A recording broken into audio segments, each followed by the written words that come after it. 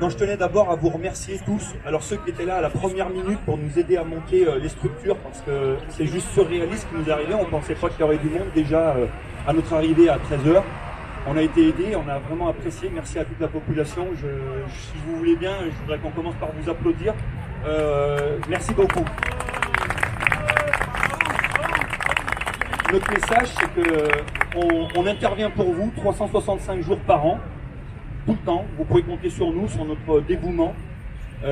Et aujourd'hui, ce qu'on demande, nous les pompiers, là, on vient des 4 points cardinaux, on a des pompiers de Bordeaux, des pompiers qui sont venus du Gers, il y a les pompiers de Lyon, il y a les pompiers de l'Ain, de l'Isère.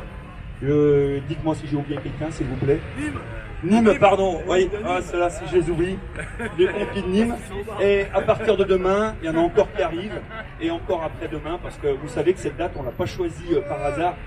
Mercredi, c'est la Sainte Barbe, c'est la sainte patronne qui protège les sapeurs-pompiers. Ah ouais. Elle n'a pas trop fait son boulot ce matin.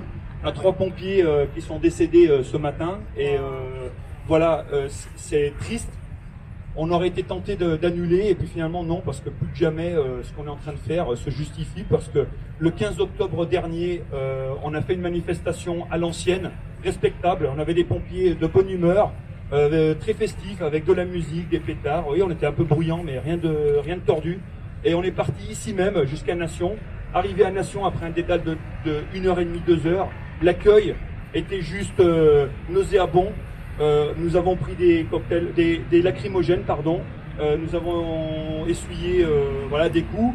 Et c'est ce qui fait qu'aujourd'hui on change de procédure et on se dit que voilà, la manifestation traditionnelle a peut-être atteint les limites de ce qu'on peut faire, et la preuve c'est qu'on s'installe ici et on va voir ce que ça donnera.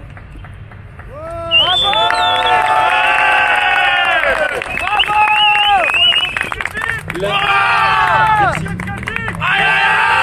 L'installation a été difficile d'un point de vue administratif, et heureusement, finalement, le fait qu'il a fallu durcir un peu le ton, on a réussi à s'installer.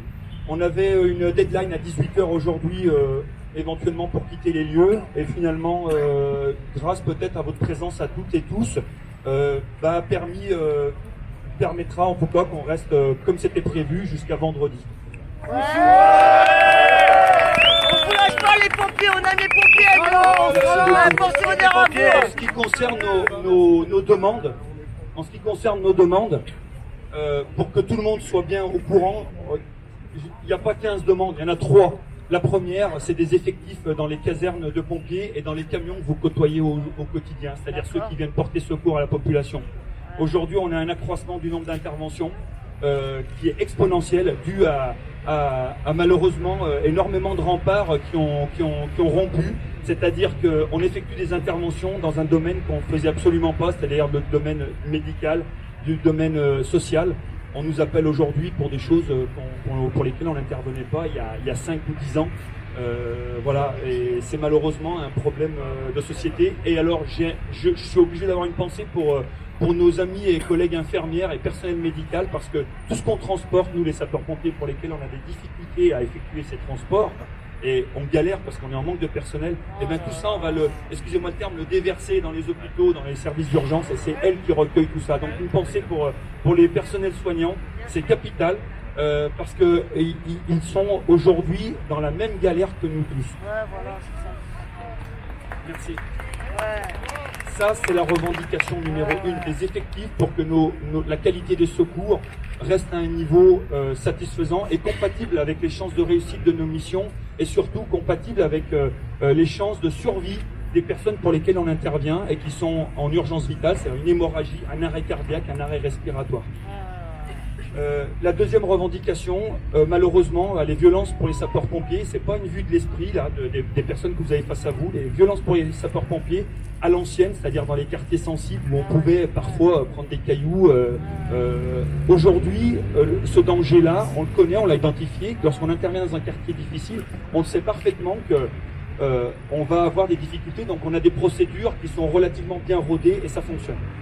La grosse difficulté maintenant, depuis à peu près 3-4 ans, c'est un phénomène nouveau, c'est des agressions qui émanent des victimes elles-mêmes ou alors de l'entourage des victimes.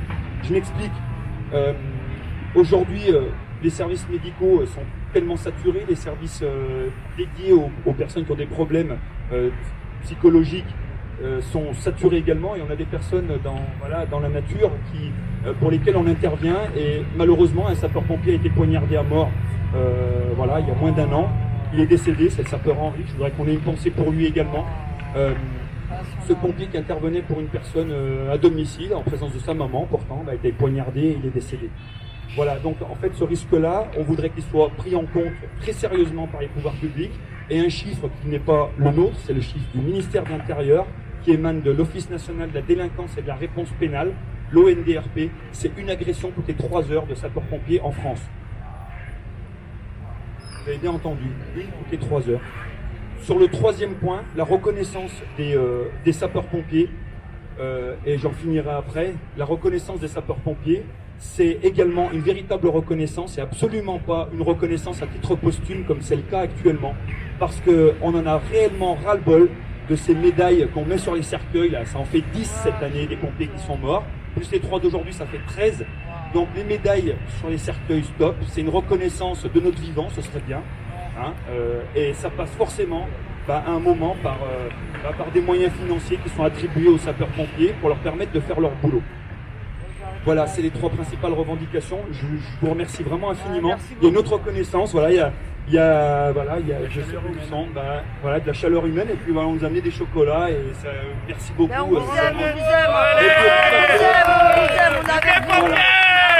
Merci pour toutes et tous. Et puis aidez-nous pour que ça se passe bien. Merci pour tout. C'est nous qui vous remercions. Pour que ça se passe bien, ce rassemblement jusqu'à vendredi, il faut vraiment absolument qu'il n'y ait rien qui ternisse, parce que toute occasion qui sera donnée pour nous savonner la planche sera utilisée. Donc si on peut rester le plus clean possible jusqu'au bout, eh bien ce sera fantastique. Et merci vraiment pour votre merci. Merci à vous. Merci à vous. Merci à vous.